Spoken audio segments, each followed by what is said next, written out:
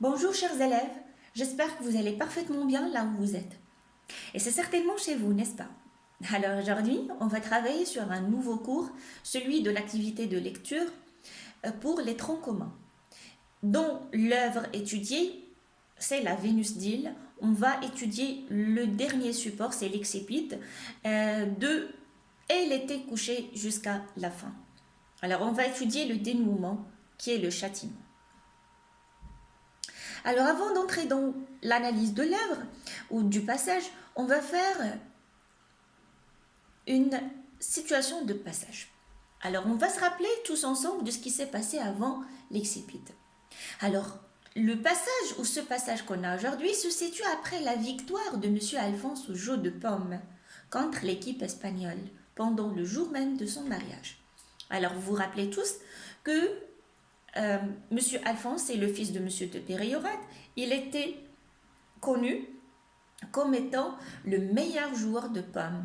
Et pendant sa nuit de la cérémonie du mariage, il a joué avec son équipe illoise contre l'équipe espagnole. Pour bien jouer, il a été gêné par la bague de diamant qu'il devait donner à sa femme. Alors, il l'a mis au doigt annulaire de la Vénus. Donc, comme d'habitude, le mari, il doit donner de l'anneau à sa future femme, son épouse. Donc, lui, elle a pris l'anneau qui a été donné à lui par sa mère. C'était un héritage familial. Il devait le donner à sa femme le jour du mariage. Alors, lui, il le mettait dans son doigt pour ne pas le perdre. Mais quand il est allé jouer avec son équipe contre les Espagnols, il a été gêné par la bague de diamant qui est à la fois trop chère, c'est du diamant, et à la fois elle est lourde à la mettre. Donc qu'est-ce qu'il a décidé de faire? Il a décidé de la mettre au doigt de la Vénus. Mais en voulant reprendre sa bague, Monsieur Alphonse n'a pas réussi à la voir de la part de la statue. Alors il a trouvé que normalement il avait son doigt qui est étendu, et après, c'est comme s'il a plié son doigt. Il ne voulait plus, il n'a pas pu d'ailleurs reprendre sa bague. Il a parlé de ça au narrateur, qui ne l'a pas bien sûr cru, vu qu'elle a été en pleine ivresse. Il a beaucoup bu de l'alcool, etc. Donc il ne l'a pas cru. Et d'ailleurs, qui peut croire qu'une statue, un objet qui ne peut même pas bouger, peut changer comment dire, sa position ou faire mouvoir ses membres, etc. Donc personne ne peut croire à ça. Alors on va passer au texte qu'on a aujourd'hui. Je vais vous lire un fragment. C'est il s'agit du témoignage de Madame Alphonse, parce que dans ce passage, on va découvrir que le pauvre Monsieur Alphonse, il est pauvre quand même, il va trouver sa fin. Il va être trouvé assassiné. Mais on ne connaît même pas qui l'a tué. Donc on va écouter ensemble le passage auquel Madame Alphonse essaye de nous raconter ce qui s'est passé. Bien sûr, avec notre porte-parole, notre témoin, le narrateur. Alors suivez avec moi s'il vous plaît, ça commence de la ligne 721. Elle était couchée, dit-elle. Alors le elle ici renvoie à mademoiselle depuis Garrigue ou à Madame Alphonse. Depuis quelques minutes, les rideaux tirés, lorsque la porte de sa chambre s'ouvrit et quelqu'un entra.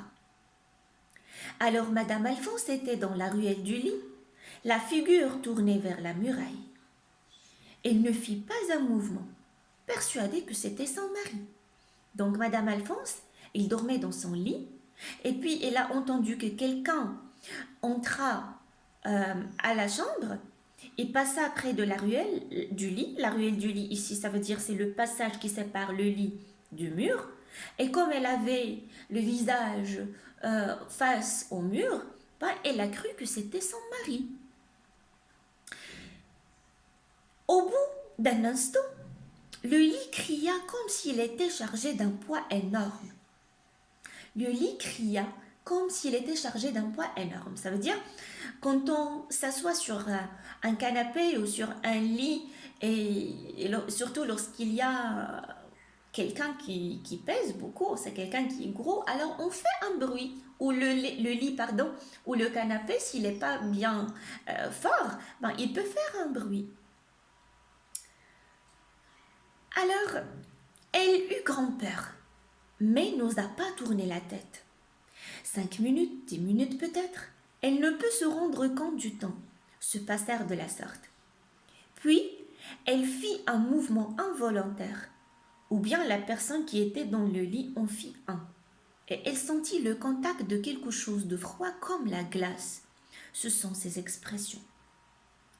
Alors, qu'est-ce qu'elle a fait?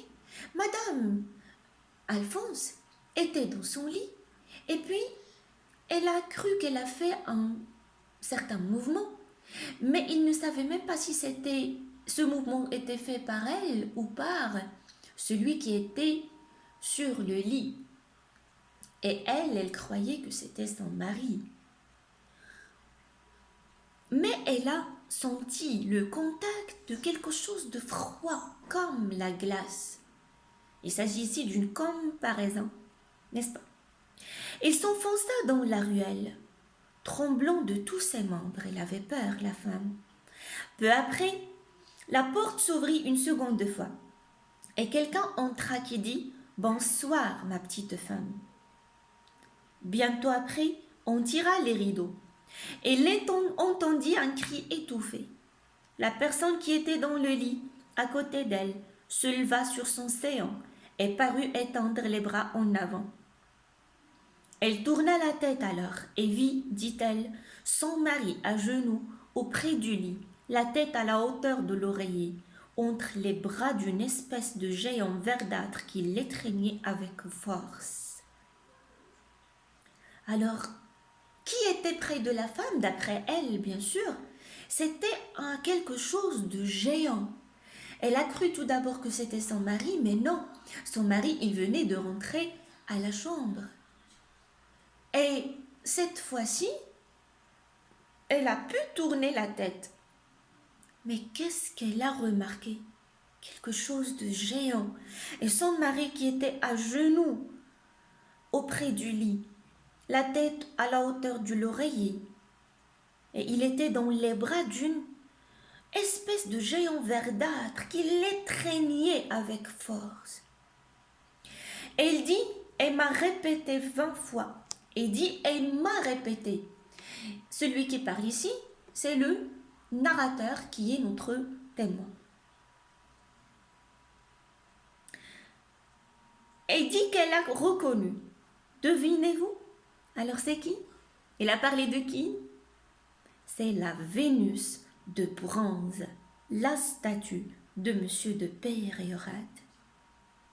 Alors, qui a été à côté d'elle dans sa chambre, d'après Madame Alphonse? C'était, d'après elle, la statue. C'était elle qui a étreigné Monsieur Alphonse.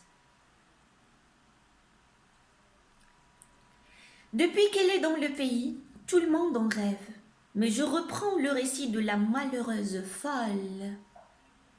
À ce spectacle, elle perdit connaissance et probablement, depuis quelques instants, elle avait perdu la raison.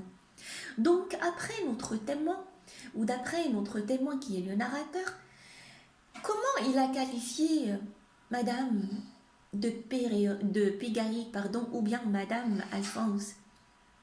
Elle l'a qualifiée comme étant folle. Elle a perdu sa raison. Elle a perdu la capacité de voir les choses clairement. Parce que qui peut, une personne qui est sage, une personne qui raisonne, est-ce qu'on peut croire vraiment qu'il y a une statue quelque chose d'inanimé qui peut faire de tels actes. Alors voilà, jusqu'à maintenant, on va finir la lecture. Eh bien, c'est à vous de continuer, s'il vous plaît, la lecture de tout le passage et on va passer à l'analyse. Alors avant, on va passer à l'identification du texte. Donc, il s'agit ici d'une nouvelle fantastique dont le type de ce texte est un texte narratif descriptif parce que à la fois on raconte ce qui se passe et à la fois on fait la description. Le lieu où se passe cette scène, c'est à Île, et le temps, c'est la nuit, et puis le lendemain. Pourquoi là j'ai cité la nuit et le lendemain? La nuit, c'est le temps c'est le moment où la mort de Monsieur de Périorade a été faite, ou a été produite, et le lendemain, ça va être le jour là où on va découvrir le cadavre de Monsieur de Périorade, et bien sûr, on va commencer à faire des enquêtes, etc., pour savoir qui était le criminel. On passe à l'analyse du passage. Alors, dans ce passage, il s'agit de deux choses. C'est une fin, d'ailleurs, on est en train d'analyser le passage de l'excipit. Bon, il s'agit d'une fin tragique. Pourquoi tragique? Parce que c'est une fin qui est terminée par la mort. Elle est terminée par, vraiment, la mort de Monsieur Alphonse, par peut-être Madame Alphonse qui va sombrer dans la folie, d'après les personnages et d'après le témoignage de notre narrateur. Après quelques mois, Monsieur de Périorade, qui est le père d'Alphonse, elle va lui aussi mourir. Bon, c'est une fin malheureuse. Alors, dans ce passage, le narrateur, qui est notre témoin, nous raconte la fin tragique et inattendue de Monsieur Alphonse et sa femme. Alors, comment est cette fin? Monsieur Alphonse s'est trouvé assassiné dans sa chambre sans qu'il ait aucune trace de sang ou de celui qui l'a tué. On a fait des enquêtes, d'accord? On a cru tout d'abord que c'était l'Espagnol, parce que Monsieur Alphonse, il s'est comporté mal avec l'Espagnol pendant leur jeu de pommes, pendant la victoire de Monsieur Alphonse. Et on a vu en classe que l'Espagnol, il était super énervé, très très énervé de la réaction de Monsieur Alphonse. Et donc, on a cru que ça pourrait être lui qui l'a tué. Mais bon, après des enquêtes faites par la police, donc on a libéré le suspect qui était l'Espagnol parce que c'était pas lui. Madame Alphonse, la pauvre, qui avait l'air qu'elle est devenue comme une folle, raconte ce qui s'est passé d'après elle au narrateur et à tout le monde. Alors d'après elle, Monsieur Alphonse a été tué par la statue. Cette fin, c'est une fin qui est inexplicable. Pourquoi elle est inexplicable? Parce que malgré les enquêtes faites par la police pour pouvoir préciser le criminel, personne n'a pu résoudre cette affaire. On n'a pas pu citer celui qui a tué Monsieur Alphonse. Et en plus, la mort de Monsieur Alphonse, il reste inexplicable et sans réponse de la part et des personnages de l'histoire. Donc, son père, sa mère, les autres personnages, sa femme. Alors, personne n'a pu déterminer le malfaiteur, celui qui a tué Monsieur Alphonse. Et aussi, de la part du narrateur, notre témoin, lui aussi, il n'a pas su qui a tué Monsieur Alphonse. Mais pas seulement ça, même nous, les lecteurs. Est-ce que nous, en tant que lecteurs, est-ce qu'on savait qui l'a tué? C'est à vous de me répondre. Alors, pour euh, conclure, on va passer à la synthèse. Le dénouement dans le récit fantastique. Alors, dans le récit fantastique, le dénouement marque souvent la fin de l'aventure fantastique. Mais il n'apporte pas de réponse aux questions posées. Alors tout reste énigmatique. C'est comme s'il s'agit des énigmes. Il n'y a pas de réponse. Il n'y a pas vraiment d'explication de la part de tout le monde. Le lecteur, comme le narrateur, reste partagé entre une interprétation naturelle du phénomène et une autre surnaturelle. Donc on est vraiment en plein confusion, on est confus. Et on ne pouvait pas vraiment trouver une solution unique ou claire pour cette énigme. Alors, jeunes gens, voilà, c'est fini la Vénus d'Île avec le dernier passage. S'il vous plaît, si vous avez quoi que ce soit comme question à propos de la nouvelle fantastique, n'hésitez pas à me poser des questions. Je serai à l'écoute. Ciao, ciao.